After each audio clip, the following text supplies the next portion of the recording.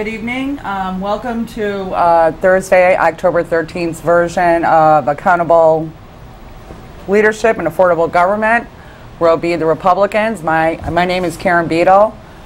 We have Ken Fracasso, Marcia Sterling, Glenn Albanesius tonight, and we're going to be hopefully mixing things up and talking about a few other things and just some ideas of where we want to go, where we want to bring Winsted. And with that, I'll turn it to Marcia. I think it's important to keep you posted on what we learn as we go door to door. And what we found is that there's real confusion about the MBR, where we're going, how we got here, sort of what the facts are. So we're going to start with the facts tonight, and as Karen said, after we share that information with you, the bulk of this evening is really going to be spent on what are we doing when we hit the ground running the first 90 days.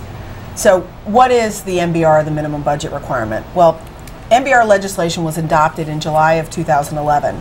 Yeah, July, several months after the May budget referendum. But that MBR legislation recognizes that we're in tough economic times, different really from any other. The number of students is declining in many schools.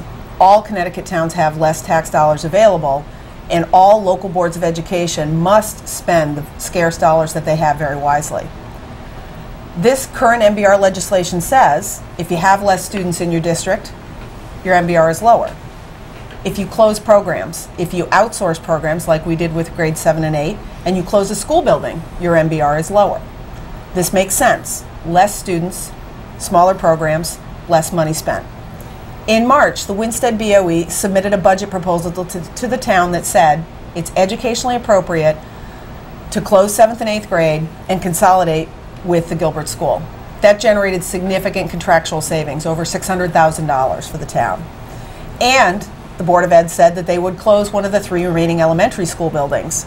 Again, significant savings, over $600,000 in building costs and duplicative staff. Makes sense. Each building holds 600 kids. We only have 700 kids. So it makes sense we should consolidate into 2 buildings, including central office. If the Winsted Board of Education followed their own educationally appropriate budget and communicated this properly to the state, Winsted's MBR would be 18.6, and we would have no issue. So why did the Winsted BOE not follow its own recommendations? Well, it's pretty simple. You voted to reinvest the savings in the town. The legislature agreed with you in July, but the BOE wants to keep that money and spend it themselves. On what is anyone's guess? We still have no audit. Despite popular belief, it hasn't even started, and it remains to be seen what we're going to find from that. The Board of Ed is choosing empty classrooms and administrators over children, teachers, technology, and good programs. That's the bottom line. We have no financial information for 10-11, and we have no line item budget for the current school year. Again, unfortunately unsurprising given where we are. So why are we here? The law is clear. We have less students, less programs, and we're consolidating. We should have closed at MBR. We would have a lower MBR. We should have closed a building. We would have a lower MBR. The state relies on the superintendent and the Board of Education to operate in a responsible manner. The Winsted BOE refuses now to close a building and instead chooses to sue the town, file inaccurate and misleading paperwork with the state, and not follow their own proposals because it no longer suits them. And the last question we heard pretty consistently from people are, why are the mayor, the deputy mayor, and Mike Ronzullo not supporting the town? The town passed a budget. It's obviously consistent with the law. Why are they doing this? Well, they don't seem to care that the Board of Ed is wasting money, that they're ignoring the law, and most importantly, they're ignoring the voters. They always wanted to give the Board of Ed more money. They, in fact, wanted to give them $2.8 million more than the $18.6 million. They don't care that the Board of Ed is unaudited, unresponsive, and irresponsible in operating an empty building over teachers. They even proposed at your last Board of Selectmen meeting that they hurry up and send out a supplemental tax for another $1.3 million to make up for their bad choices. It's important for everyone this evening to understand that these 3 selectmen and Lisa Smith stopped that. They want accountability, they're demanding it, and they're making sure you don't just get a supplemental tax bill in your mailbox. So your choice is clear in terms of what the facts show. If you want to get the information from the Board of Ed, you want to get to the bottom, you want truth, and you don't want a tax bill, then they need to vote for this slate and for Lisa Smith. Now, the last thing a lot of people asked about is the information regarding the State Board of Ed. Well, it's true, they're going to be conducting an investigation, and there'll likely be a hearing, most likely in December. But we expected that. We expected that, and you look forward to it. Right. I mean, that's going to be your first opportunity to communicate to those people what all the problems have been. The lack of an audit, the promises broken, the wasting of tax dollars. Right. All the meetings prior to where we're going or where we're close to, we're trying to curtail this, but we were never met halfway. We weren't met. We weren't not met even at all. I mean, a quarter of the way. But I mean, the whole idea of meeting with the state Department of Education was to try to, like, you know, do something prior to getting to the point where we're at. Right. And the reason why we're here is because we were never met halfway. They wouldn't even sit down and talk to us. I mean, time and time again, the State Board of Ed did not want to get involved in this. They did not. They said over and over again, we want the town of Winchester to settle this. So I went to talk to the new superintendent, Dennehy, you know, and I asked that he arranged a meeting to sit down. Yeah. I never even got a return phone call saying that they didn't want to talk to you or they do want to talk to you. There's been no communication whatsoever. Yet day after day after day, including today, you pick up the paper, you know, which has been decidedly one-sided. I mean, I don't know if anyone called you from the Registered Citizen, asked your input on this latest MBR. No. You know, now they're making it political. You know, the time is of the essence. I think that was the gist of the story in this morning's paper. But you know, they talked to Board of Education members, and you know, and their attorney, Mark Samaruga, who I believe, you know, I think I've got this pretty well quoted, that we'll just close the schools for the money. I mean, that's just what we want to hear. You know, let's, you know, we haven't come to loggerheads enough that, you know, now we're just going to close the school and I guess keep all the children home and they can watch TV. Well, no, let's be clear. He didn't say close the school like you committed to in your budget. Close all the schools. Close all the schools, right. Yeah. And even Sue Hofnagel said that that was a bridge too far, the current Board of Ed chair. Let's face it, the facts are not on their side. They made promises to the town and they didn't keep them because the legislature said what the town did was right. Well, so, you know, speaking of that, a lot of the houses that we went together, you know, they were saying that they were so confused from the inaccuracies from the paper. The one thing we have to remember is that papers are not there to print all the facts. They're there to print what's going to sell papers. You know, and I think part of the reason why we haven't taken phone calls yet, which we will plan on doing, is to try to get the facts out. And even though we feel, for the sake of repetition, we keep saying the same things. You know, we don't change our stance because what we're telling you is the truth. And it's hard to deviate from that because it is what it is. Yeah, because unlike the Board of Ed, we haven't said three different things where they filed three different sets of financial information, and once you've said three different things, you're not really sure which one's correct. Right. We've stuck with their script, and we've only communicated the truth to the community. So we have copies of the budget. I mean, it says right in the budget statement attached to the front of that budget that they were going to close the school. That it was fiscally, it was the fiscally responsible thing to do. And educationally appropriate. And right. And that didn't happen. And as Marcia said, once the town vote was taken, in the townspeople, not your Board of Selectmen, the townspeople voted on that budget. They decided that, listen, we're not going to close the school because if we do, that money's going to go to the general fund. It's not going to be here so we can spend it, you know, on whatever it is that we choose to. And that is a huge sticking point for the taxpayers, at least the ones that we've gone to talk to, that, you know, there is no accountability. You know, they want to know where the money's going, and they or the fact that there's no line items yet. For this year, this current year that we're in. And I'm not sure about last year, to be honest. You know, because, well, we won't know. Because there's not good information. We're at our 10th extension, I think. Isn't it 10? Yes, the 10. Yeah. Dale's, I met with him on Friday, and he said that he'd filed the paperwork for the 10th extension. So we're the only town in the state. Everybody else was finished in March. You know, even the other stragglers were done in March. This is pretty much unheard of. I believe Vanessa said at your the last time she was here in August that she's never encountered anything like this. They're in uncharted territory. No, and not only that. I mean, we're going to be starting the other audit next month. We should be. Yeah, we should be. But everything's. I mean, I've got to imagine planes are stacking up at LaGuardia, and who knows what's going to be next. And a lot of things that we heard were the roads, the infrastructure. And we had to explain how we can't do anything because we don't have an audit. Right. Yeah, we can't do anything. Well, but having said that, let's pivot and talk about if this slate is fortunate enough to be elected, and we hope along with Lisa Smith, what we would do in the first 90 days. Because I think people also need to hear, Glenn, you had said the specifics. Yeah, I think clearly we heard from people that they want to know, what our administration or through, using our guidance, in the first, 90 to 100 days, where are we going to take the town? And Right. I think just listening to the conversation here, I think the one thing we need to make very clear tonight to the people listening is that we're committed to seeing this through.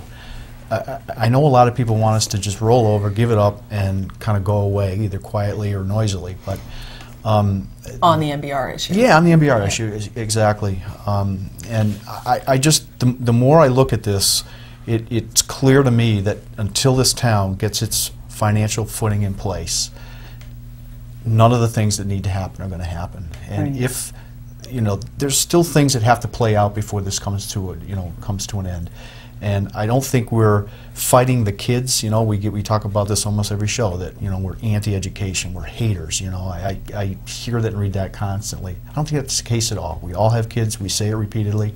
We just want to make sure that we know where the money is, we know where it's getting spent, and based on that, I think we can go forward with the town side that obviously needs investment in infrastructure and new buildings and whatever we need to do on the town side. We have to get there. And the only way to get there is get this education. Well, what's clear going door to door is that people were confused about the MBR, and hopefully we've provided some clarity this evening. And they are angry about the Board of Ed's posture. They do get it, that they've broken promises. But they also understand that without fixing a school system and having a good school system and having the finances in order, there's nowhere for the town to go. Right. We are stuck. Right. So it absolutely has to get fixed. There really is no choice in terms of where to go. To Ken's point, if the attorney, I didn't read the article myself, but if he did say that, once the money runs out, we're going to close not a school, but All the of those schools. schools, yeah. That's blatant fear-mongering. And sadly, there's an element and probably a part of the town that will buy into that. And just, to me, that's ludicrous. And it angers me a little bit that the Board of Ed would allow a statement like that to be made, because I don't think any good can come from that. Well, if you look back, just a few months, maybe 6 months, I mean, this is like their status quo. I mean, they're always throwing some kind of fear out there. We're going to have 50 kids in a class. Yeah. Now we're going to have no school at all because they're going to close all of them. Right. I mean, it's one thing after another after another. Right. And And to someone that doesn't follow this close enough, right. I could understand where people would believe that and buy into it. Well, and Unfortunately, the last couple of years, this has happened to a certain degree. I don't know if we're going to have to furlough teachers because we may not make it the last 3 days, or in February we're going to have to cut teachers because we're not going to make it. my husband and I paid for spring sports one year because they said, oh, it's $36,000 and we don't have the money, we're going to cancel it. So we went and said, well, sports is an important part of socialization, it's an important part of your learning experience. You can't just cancel spring sports for all of the kids. How much money is it really will raise the money for you? Well, it was a few $1,000s. I mean, they picked a very large number, made it sound like, that it was insurmountable. And then as soon as the money was forthcoming and that, we got it in writing that it was going to go for spring sports, made sure it went for spring sports, they came up with some other issue. Oh, we're out of Xerox paper. Oh, we're out of crayons. Oh, we're out of... It was just, issue du jour. And it's exhausting to try to deal you with become this. even as a public, right? You become desensitized to it. Right. So the 50, and I will say the 50 kids to a classroom had a lot of people, And then when school finally started, and everybody found out that it's 20, that it's 22, 20, 15. Right. Eventually that card you can only play so long, Right. because people don't care anymore. But they continue to play lose your it. credibility. Oh yeah, no, and here's they continue to play it, and and here's I heard the superintendent, who I give him credit for being fairly middle of the road on another TV program a week ago, but he threw out the, if we don't get the last 1.3 million, there's going to be 35 kids in a class. Well, first of all, they don't need to cut one classroom teacher. They have duplicative staff because they're operating across 3 buildings. if you just cut the duplicative staff, you don't have to cut one classroom teacher. But even if they did, the largest class size is 29. That's not acceptable. We don't need to do that. They don't need to do that. But they just pick a number that's bigger to upset people. And I think I saw 42 in the newspaper. It's got to stop. And I think only by communicating the facts to people and going door to door and telling people and being very clear about these are the facts, we've got to try to get people to understand what the truth is. And quite frankly, what the Board of Ed doesn't seem to get, which is really troubling, because I don't think they're unsmart people, this behavior is not going to get the community behind them. No. And we're not going to be able to get people that want to invest in education until we stop with the fear-mongering and the bad information. I agree. So let's now talk about what are the things we do besides the Board of Education in the first 90 days. One thing I would like to see happen, as I mentioned, I met with Dale. He kindly invited all the candidates in to and since I'm not a selectman and I hadn't had a chance to spend time with him, I did go in and sit with him for about an hour and talk. And one of the things that I think would be important for all of us, and important for Dale, quite frankly, because he's not a Connecticut native and he's still relatively new, and he talked about building relationships through the Connecticut Conference of Municipalities, but he's new at that. He needs to network more. I don't think we all have a good picture of who are the 8 or 10 towns that look like us and what do they look like. What does their fire department look like? What does their police department look like? Where are their buildings? How many pieces of equipment do they have? Does their crime, fire, rescue situation look like ours? Is it different? How do we take what they do well and capitalize on it? Or how do we do, what we do well, do we communicate to other people maybe and build some relationships? And also in public works, what do other people have for staffing? How does that look like? And I do think we need to figure out who our peer group is in Connecticut and build a relationship with them. And I think tasking Dale and saying, take November, December, January and get this information together with us and present it to the entire community. It also helps us, I think, for the budget process to know, instead absolutely. of just... We'll have some comparable numbers to towns that are similar to us.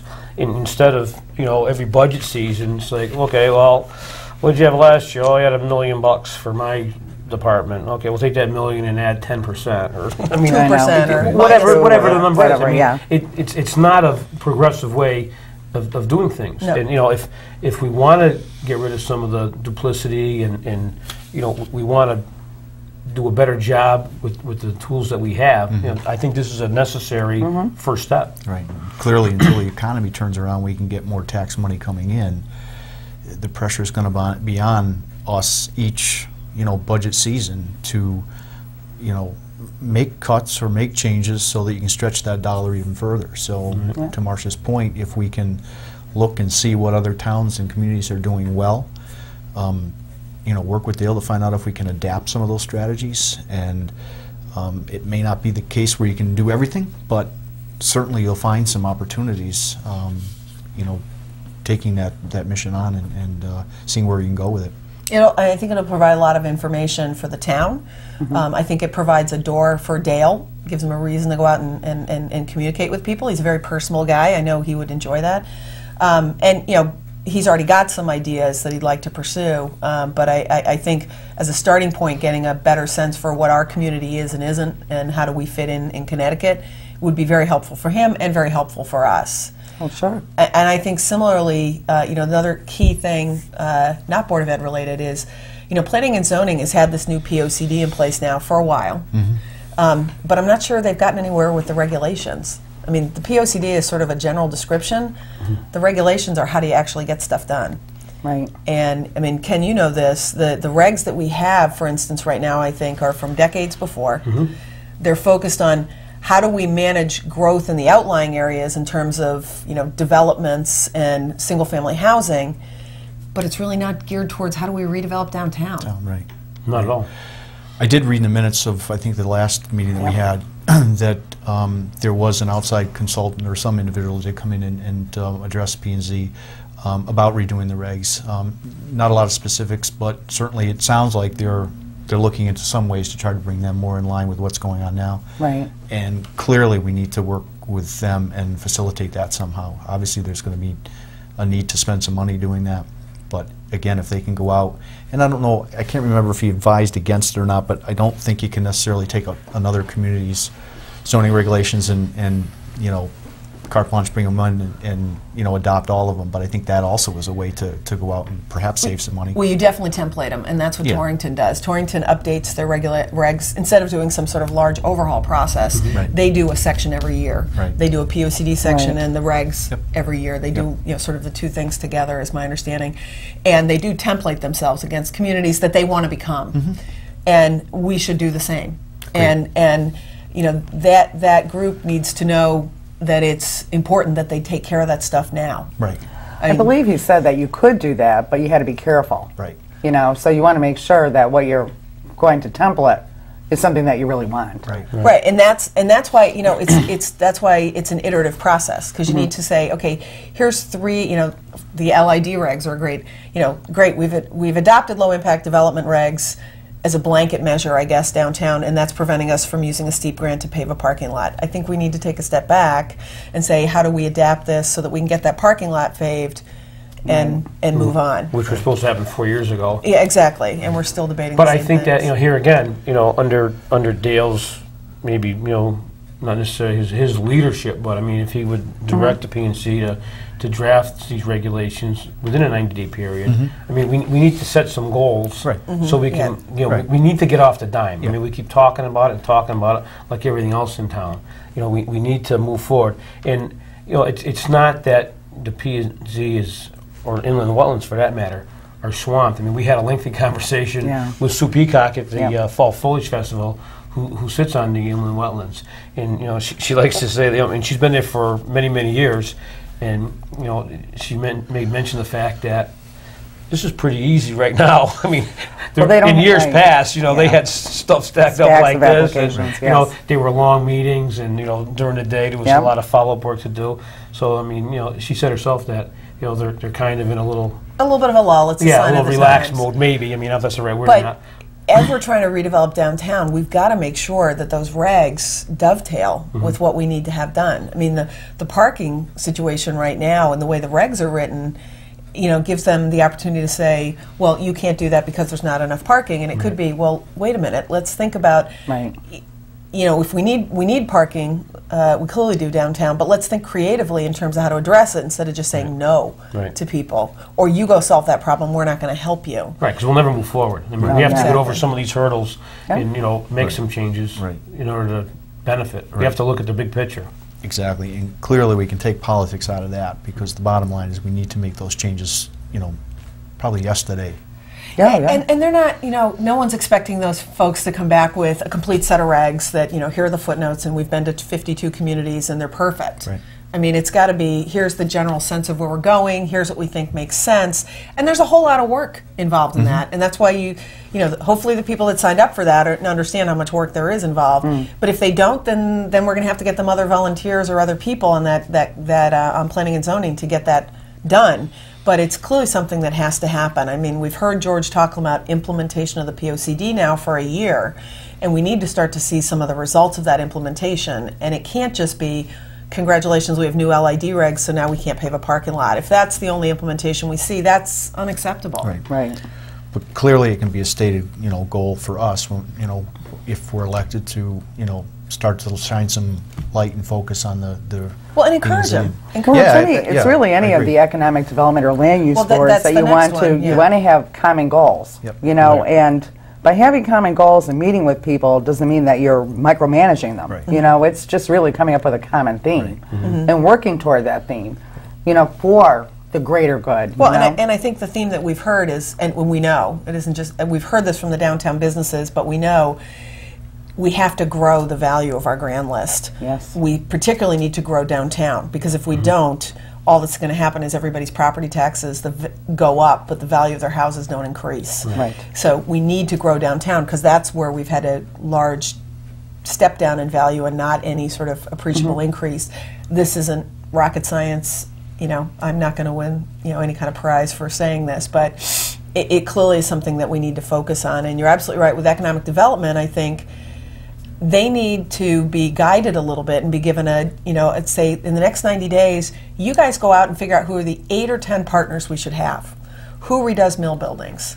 Who helps bring in new retail? What new retail should we have? How do we get better feet on the street? How do we capitalize on Carriage Maker Place? What are the things we need to do? Take 90 days and come back to us with a plan. Right. And that plan should include, here are the people we're going to contact. And by the way, here's the background on them, and here's how we're going to contact them. Right. And that kind of work there's a lot of legwork involved.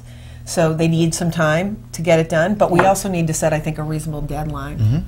Agreed. And I think that group, if I know them as well as I think I do, they'll look forward to that. I think a little direction from our part. Oh yeah, I mean, Will absolutely I make think some they've been difference. looking for that. Yeah. Right, I really do, and I couldn't agree with you more. I think that they're willing and able and anxious to, Right. you know, get out there and do something. They are a very yeah. enthusiastic group, and I will say that as I've, you know, sat with them, you know, initially quite often, not as much now, but, you know, they really do want to accomplish some things. And it's easy, just like us, to get wrapped up in the mundane stuff and kind of get sidetracked, but to a person of the people that sit on that board, I think that we can very concisely give them some direction, and I know they'll respond, absolutely know they'll respond to it. I just, you know, it's just a coincidence, I guess. This morning I ran to Teresa Canavo and Lisa Smith, who had attended a merchants meeting with the town manager, Dale, at, I believe they said Monaco's Restaurant. Yeah. And I thought they said that there were 16 or 17 Yep. business owners, and they said it was a very productive meeting. And, I mean, Teresa was very excited about, you know, trying to do something Yep. positive, and I think that people like her that, you know, I mean, she's fairly new to the board, I believe.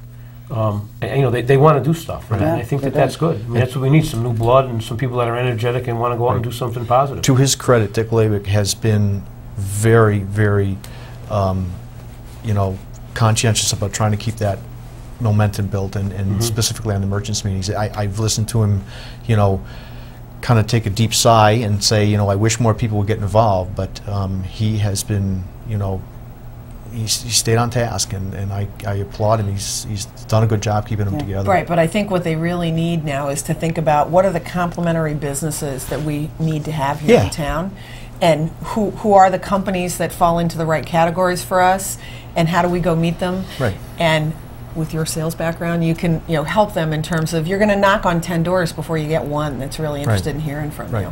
And the fact that, you know, EDC has stayed strong and the merchants have stayed strong, well, now I think our goal is to try to give them some direction, you know, and I think that's what they really want, to be honest with you. And as leaders, you know, we talk about leadership.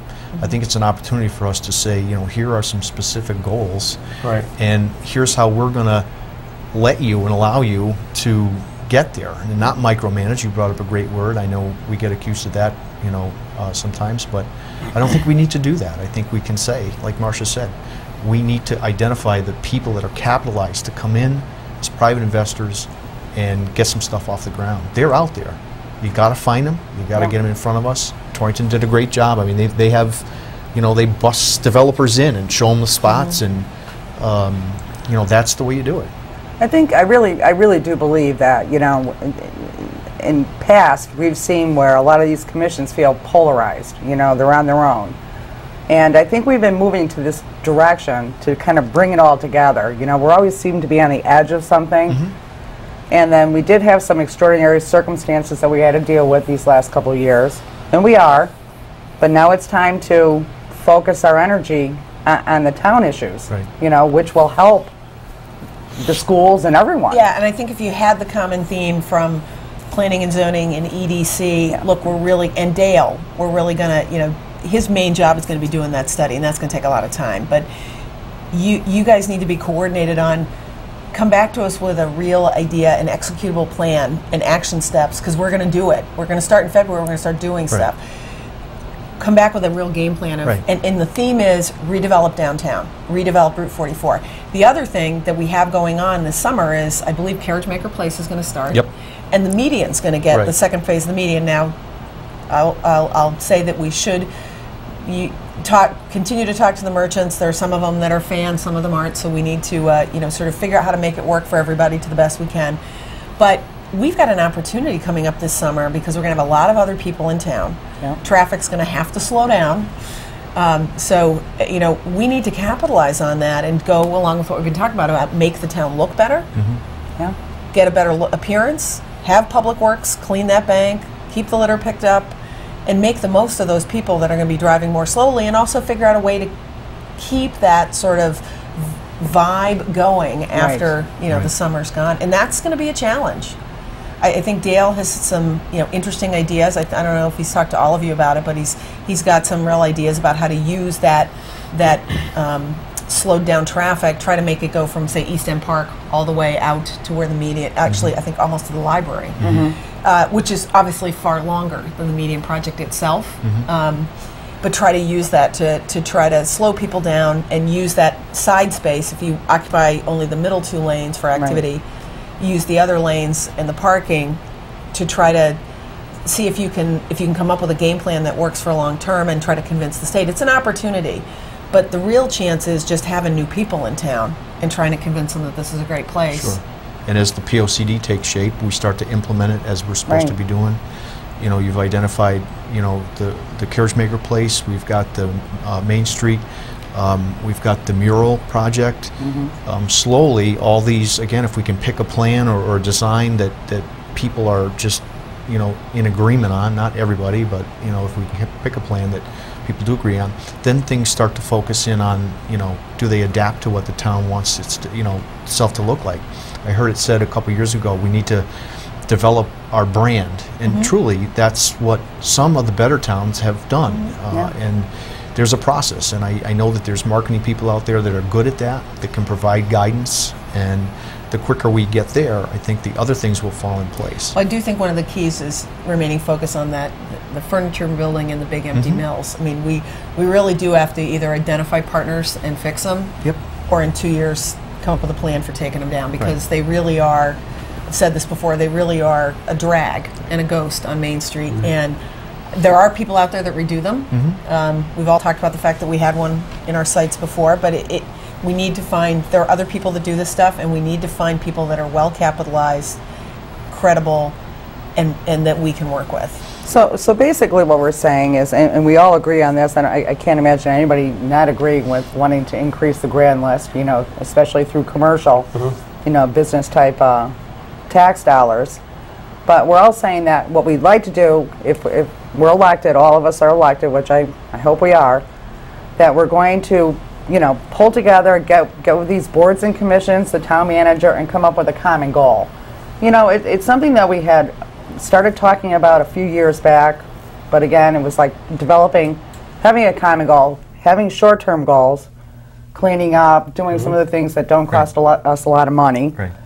Moving into long-term goals, setting our commissions out to achieve those things that you identified, Marcia, and then moving forward that by the summer, we may actually have achieved some of that momentum.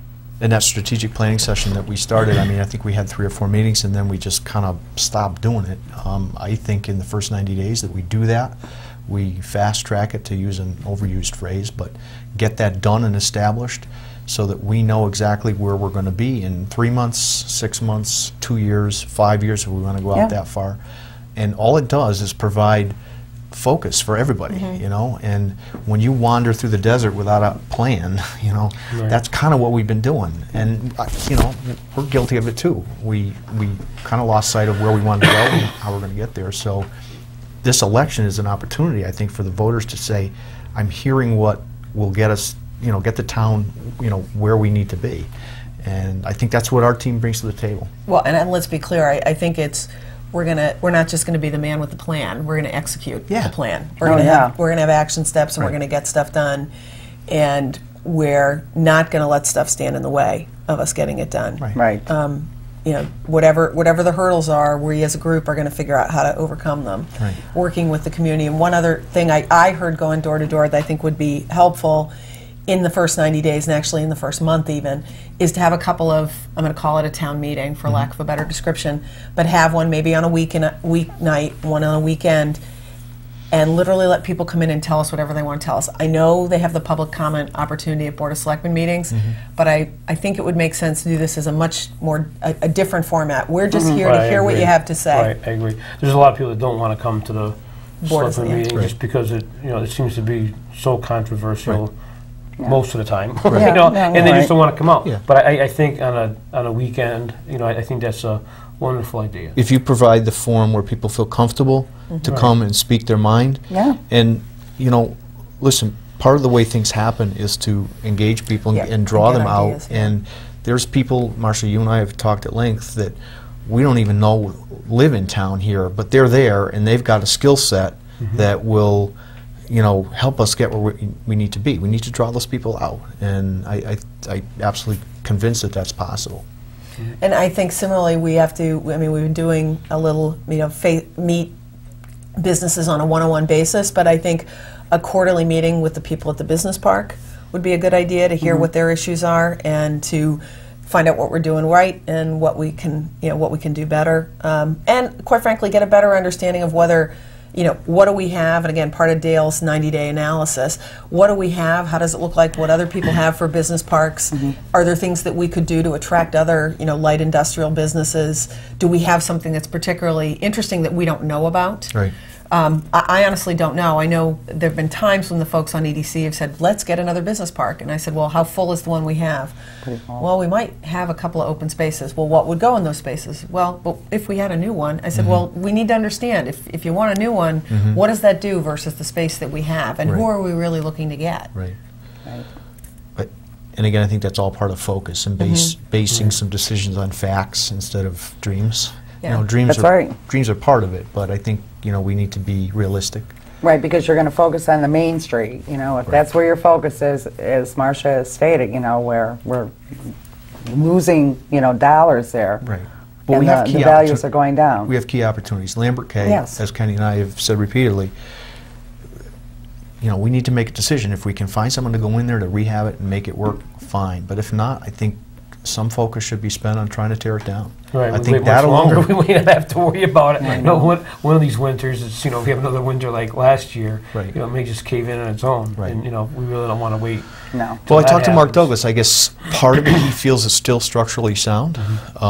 There's another wing that I guess because of the snow and just time has made it unsafe. And so clearly there have to be some decisions made about that. But Mark Melanson. yeah. Okay. Not Mark Douglas. Well, no. I said Mark. I said Mark Douglas because I was talking to Mark Douglas Oh, about okay. it. But he was the one who has had people go through there. Okay. And you know, it's not his decision, obviously, but he was just, you know, commenting on the condition of the building. But clearly, that's something that we need to keep on our radar. We have the Bridge Street. I put a call in the other day to find out, you know, what the selling price on it is, just to see what that is. I haven't got a call back, but I think that's something that, you know, we need to gather some more facts on and try to uncover some developers that might be interested in moving in there. I wouldn't say that we've overlooked it, but I think another issue that hopefully won't take 90 days to clear out is get the audit complete. Right. I mean, we need to desperately find out, you know, where we sit as far as that goes. Right. And, you know, then we need to take another look at the fund balance and, you know, see where we are with that. And, I mean, those are financial things that Yeah. absolutely have Well, to and be. if we don't get those done, we can't, you know, the other stuff, we can do all the groundwork we want. As Karen said before, we won't be able to get Just it keeps done. rearing its ugly head. Yeah. Well, we got to get the, I mean, we got to get the audit done, but now we've got to, we really do, and I think Lisa has said this before to me, we need to actually implement what's in the management letter. We do need to have cross-training in town hall. We do need to have a succession plan for everyone, you know, for Henry, for Mark Douglas, for Mark Melanson, Right. you know, for Scott Eisenlord. There has to be a backup plan. You know, you use that word, I think, really well. We need to have a backup plan for everybody. You know, perhaps we have one, but I'm not convinced that there are good backup plans in place or next steps, training and next steps. So, but the other thing to be aware of, Karen, to your point of the scramble financially in the last several years, I think we need to see the audit. We need to see the risk-based audit for the school district, which I'm assuming is going to basically say there are no financial controls, because if there were, we'd actually have information at this point. Right. We wouldn't have 3 sets of numbers that don't even equal what's in town hall. So, you know, that's a question for Vanessa, but I assume we'll get some sort of detail back on that. And then, you know, hopefully it's not the case. Hopefully the grant monies have been spent appropriately, but if they haven't, then we're going to have to probably have a more detailed or a forensic audit to Right. find out what's happened. So there are a number of pieces to that puzzle. Yes. And I don't want to become someone that's scaring people, but I think you're absolutely right. We have to, that's got to stay in the sort of the front back part of everybody's mind, that you need to hold us accountable. You, the voters, have to hold us accountable that we're not going to let that slide. Right. That we are going to come up with an answer within the first 90 days. The audit will be finished, and we'll implement whatever the accountants tell us we need to do. Right. Well, Ken, you brought up a good point. I think it bears, a couple minutes of discussion about the fund balance.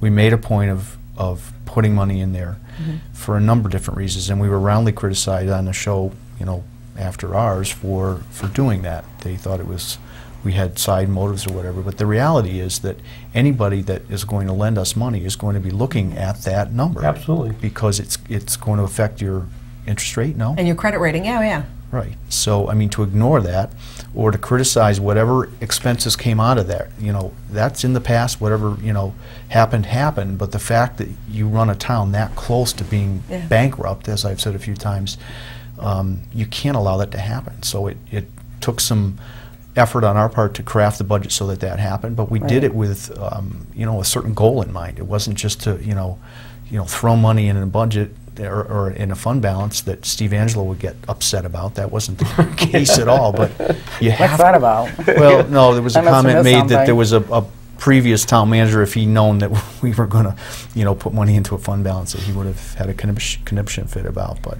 On what rationale? I'm not certain, but Me neither. Well, I will say this. At the time that we were going through the budget process, actually at the time of the first liquidity, scare, Yes. right after you all were elected, and I'm hoping we're not going to have another one right after this election, but the Board of Ed is full of surprises, because that was what caused the last one. Yeah. At the time that those conversations were had, and also what the time would add to the fund balance, I brought up an example of Harrisburg, Pennsylvania. It's the capital of Pennsylvania, and it's a much larger municipality than we are, but it has a lot of the same issues in terms of the demographics and the structure and the school district. They've had a lot of the same issues. And the long story short is they declared bankruptcy this morning. I know we were talking about that. Joe and I were talking about that this morning.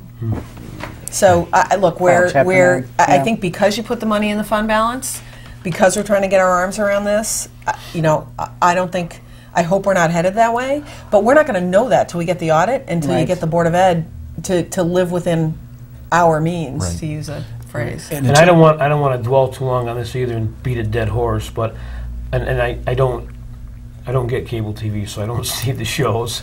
But I do hear about them from time to time. And the comments that were made about putting money in the fund balance because the previous administration, when I was mayor, depleted it. Right. And That's not true. there couldn't be anything that's farther from the truth. Actually, it was the administration before my first term in office that couldn't decide who was going to pay for the removal of the fuel tank. Then they had, I think, another one of their fellow Democrats bring a OCR complaint Oh, yeah. about Pearson School to the town. Yeah. And they hemmed and hawed and they hemmed and hawed. They were just waiting for the feds to come in and either shut the place down or do it themselves Right. and pay a hefty fine. So once again, what I would perceive as a total lack of leadership. Can't decide whether I'm going to have a cup of coffee or a glass of milk for breakfast. It's like, well, I don't think we should pay the money. They could not make a decision.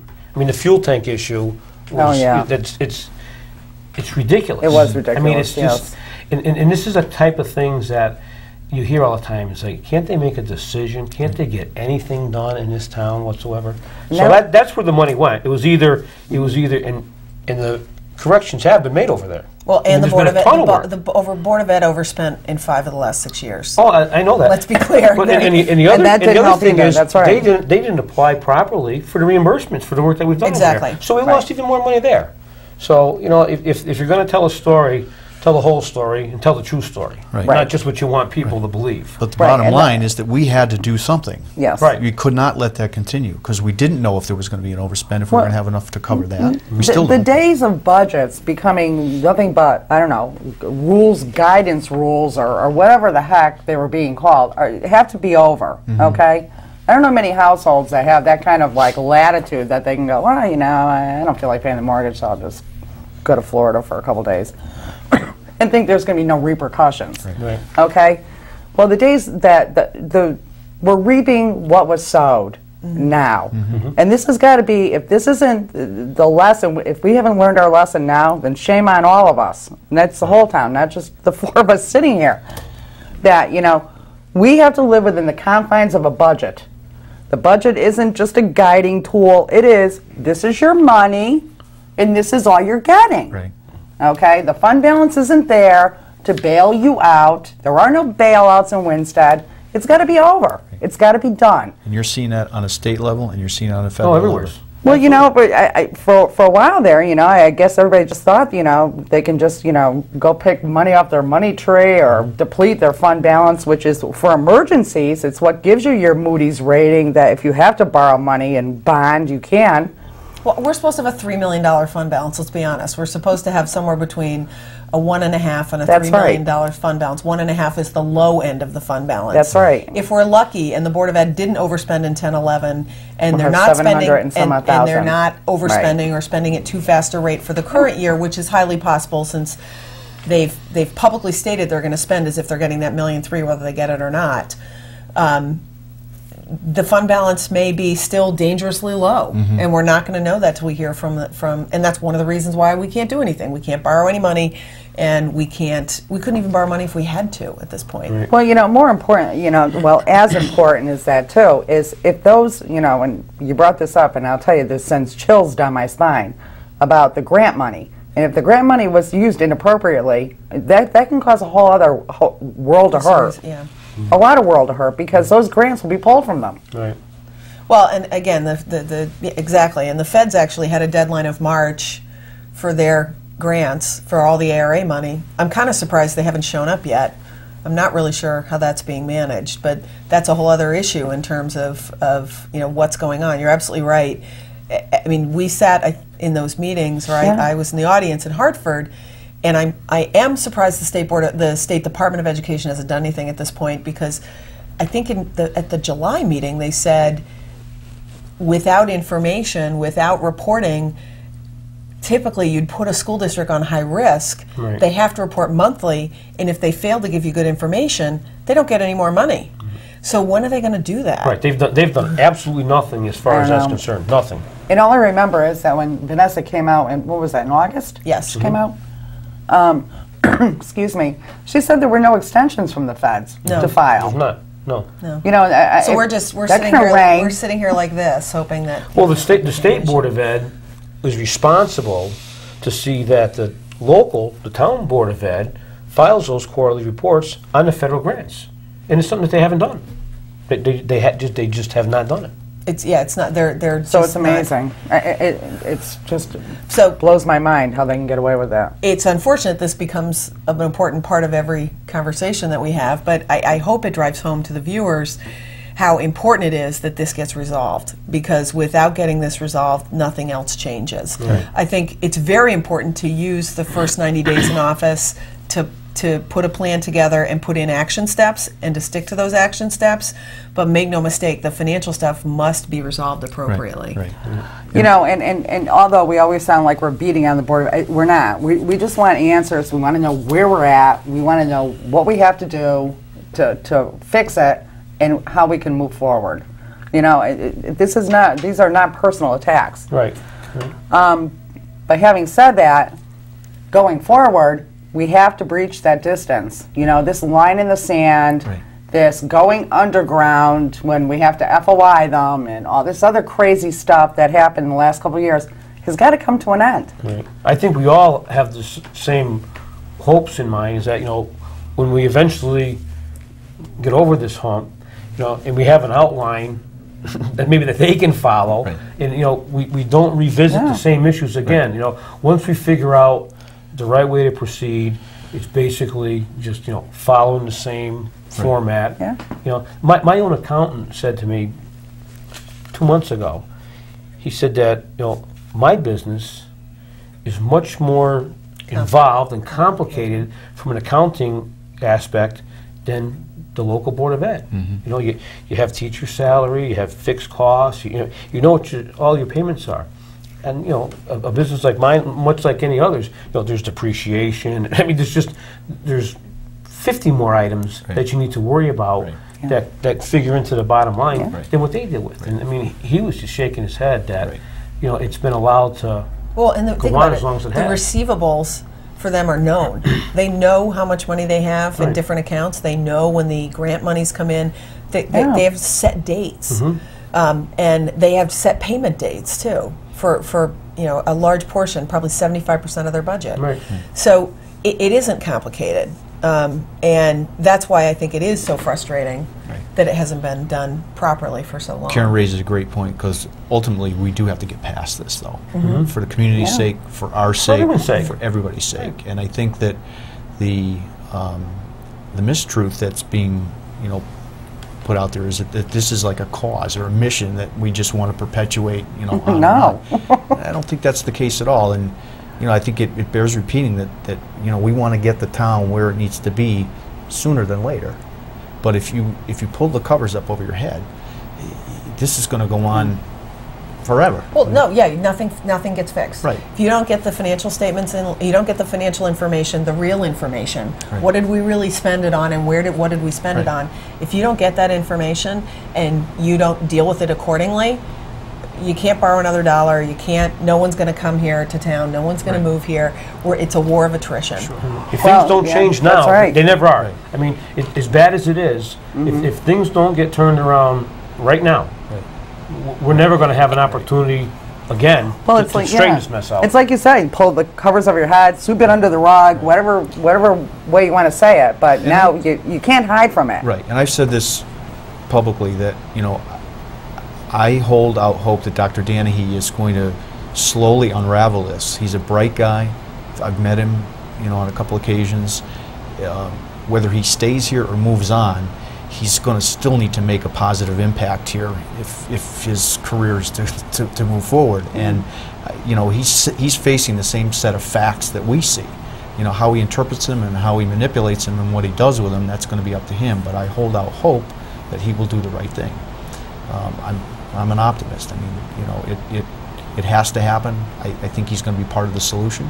I think our group, you know, keeping focused on this is going to move it in the right direction. But again, I hope we get there. I'll go back to when the town voted overwhelmingly to let Henry, you know, provide Yeah. guidance. Consistent. Well, no, Yeah. more importantly, Right. we're a small town. We have to do things efficiently. It makes no sense to have two people with that level of financial expertise. They should consolidate. And this isn't Henry telling them how to spend the money. No, but we had that meeting. But that's what they say. Oh, I know. Right. It's and all in- about control. And in the sake Right. of transparency, Right. it shouldn't be an issue. Right. No. It shouldn't be an issue. And I got to believe that, you know, in other towns, they would welcome an opportunity for a seasoned, you know, financial guy like Henry Right. to just provide guidance, not tell them, because the law doesn't allow. We get that. Right. But, Just based on the fact that they can't have somebody stay for longer than 6 months right. Right. should be an indication. Whether it's 18.6, 19.9, or 22 million, Right. I mean, it's not their money. You know, Right. it's the town's money. Well, but that's an important clarification. I can't tell you how many times I've heard come out of Board of Ed members, well, it's our our money. money, right. And I just have to stop and say, unless you know, are Warren Buffett and you wrote a check to the IRS for $22 million, it's not your money. Right. Right. And even if you did, it's not your money because everybody else contributed. And, you know, it's election time, and I'll go back to the fact that, you know, the budget passed. The budget passed. I'll say Yeah. it 3 times. The Yeah. budget passed. The people voted for the budget. Right. They also voted overwhelmingly to allow Henry to, you know, 3 to 1. right. Yeah. 3 to So- 1. 3 to 1. To the voters' credit, they do get it. Yeah, they know what to do. They do understand it. I mean, sometimes we wonder, we listen and we hear things that other people say, and we just, you know, I shake my head and sometimes, you know, do people really understand?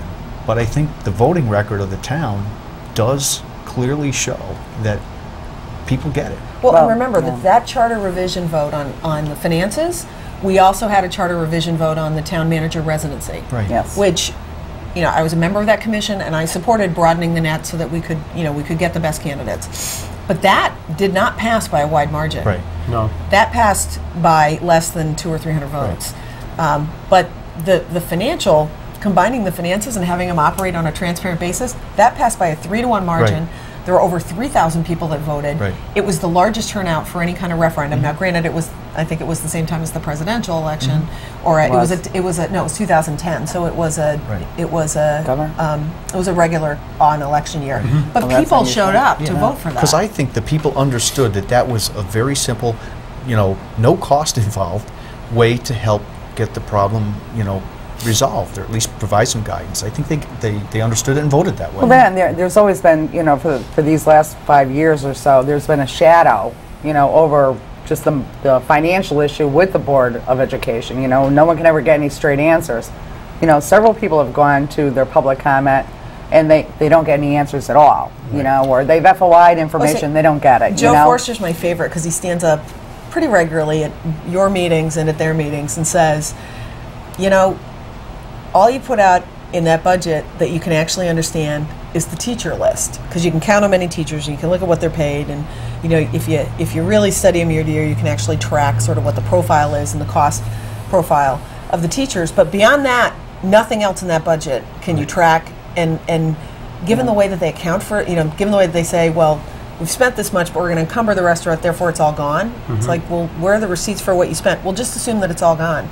That's not accounting. It's not an answer No, either. it's not. It's not. So I give him a lot of credit because I think he stands up on a very regular basis and says, shame on you, and give us better information. Right. Oh, So yeah. let's end tonight's segment on a positive note, because we've kind of restated the same things, and I think it's important that we do. But I think we do have a vision. I think we clearly know that the town has to get its finances in order. I know that we have to get to the point where we can work arm in arm with the Board of Ed to move forward. And that's always been a goal of ours. Absolutely always been Yes. a goal of ours.